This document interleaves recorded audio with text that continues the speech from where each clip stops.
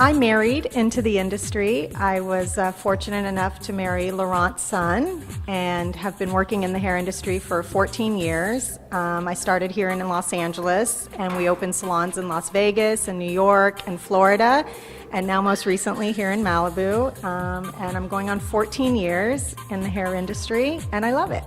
Privé was started about 17 years ago by Laurent. It was founded by him here in Los Angeles as the flagship location. We were very well known for doing lots of celebrities and, high-end clients here in Beverly Hills. And as the brand started to expand, we opened in Vegas and New York, and he created a fantastic product line, which is now sold in about 600 salons across the country.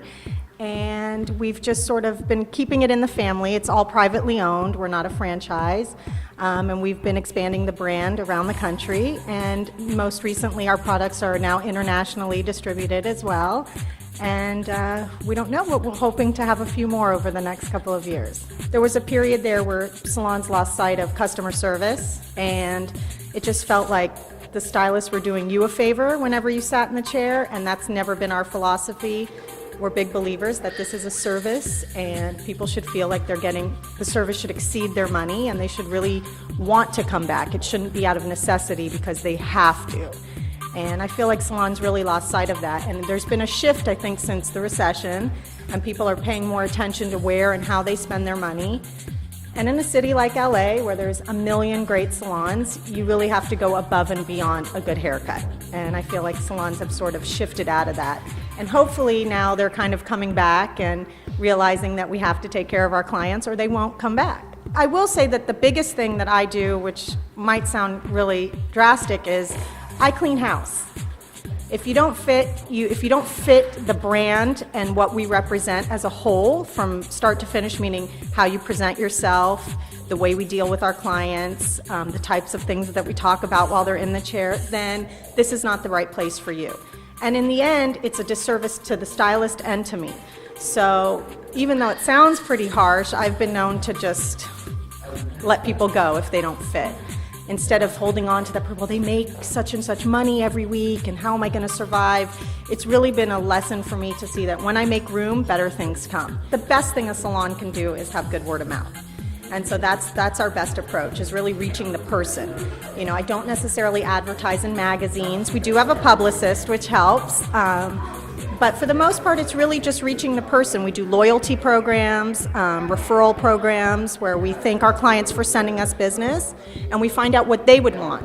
Would you like a free service? Would you like money in return? Would you, those kinds of things. That's usually our approach to marketing. The way we run our business is based on something we call the 4 Privé Principles, which consists of client count, average ticket price, retail unit per client, and your pre-booking rate. And we believe that you can double your business without doubling your clientele, which is something people tend to focus on a lot. How do we drive more business and more business?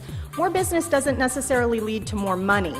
I find that sometimes my least highest grossing stylist can be my most productive if they are reaching their goals on pre-booking and retail sales and sort of upselling the ticket that the person came in for. They can double their income without seeing any more clients.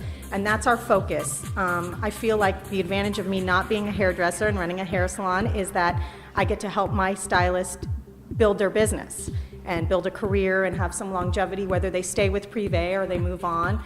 Those are tools that will help them in any salon that they go to, or if they open their own. If I had to give one piece of advice to a salon owner or a manager, know your clients. It's really important to really understand what their needs are. I house special teas for my British clients. I have special magazines for returning clients who are here on a weekly basis. If I hear a lot, the water pressure isn't high enough, or I don't like the coffee more than 3 times, I really pay attention, because I find that the talent really is what draws the client, but it's the details that keep them coming back. It's the way we answer the phone. I make sure it's the same every single time. We make sure that we know what kind of water temperature they like. We keep on file in their history what shampoos they like to use when they're here.